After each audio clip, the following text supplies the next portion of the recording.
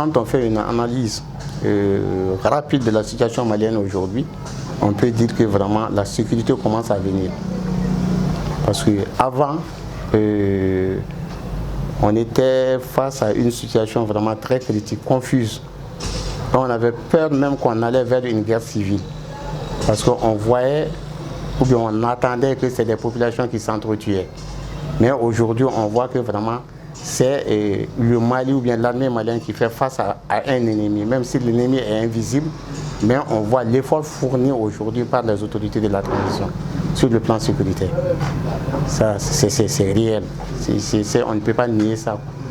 Après le coup d'État contre le général ATT, quand l'autre est venu, Amadou Aya est venu, Amadou Aya a dit à la communauté internationale, l'armée malienne peut assurer la sécurité du Mali, on avait besoin du matériel seulement. Et tout le monde est au courant de ça. Tous les Maliens sont au courant de ça. Donc on n'avait pas demandé d'autre aide que de l'aide du matériel. Du matériel et de la formation. Mais on n'a jamais reçu vraiment cette aide-là. Il faut que les gens le disent.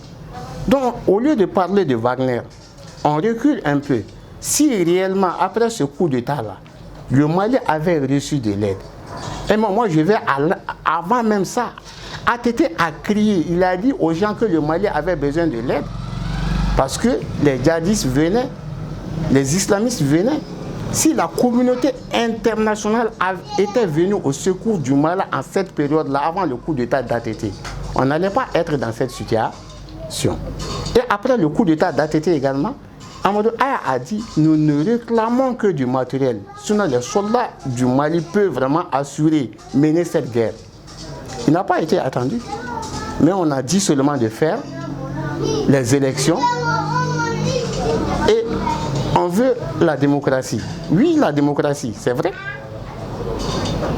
Et on est dans cette logique. Si on nous dit aujourd'hui que vraiment, est-ce que la situation a changé? Oui, on dit la situation a changé parce que l'armée malienne est maître de son terrain. Parce que l'armée malienne n'avait pas la main libre. Il y avait une partie de notre territoire où on n'avait pas accès. On ne pouvait pas avoir accès à ces parties-là sans l'autorisation de la France ou bien vraiment moi je dirais de la communauté internationale. Donc on était un pays sous tutelle. Mais après, vraiment, après avoir mis fin à ça, et que le Mali peut avoir accès à toutes les parties de son territoire, à tout moment, avec ses moyens, moi je pense que c'est en ce moment que la sécurité a commencé à venir au Mali.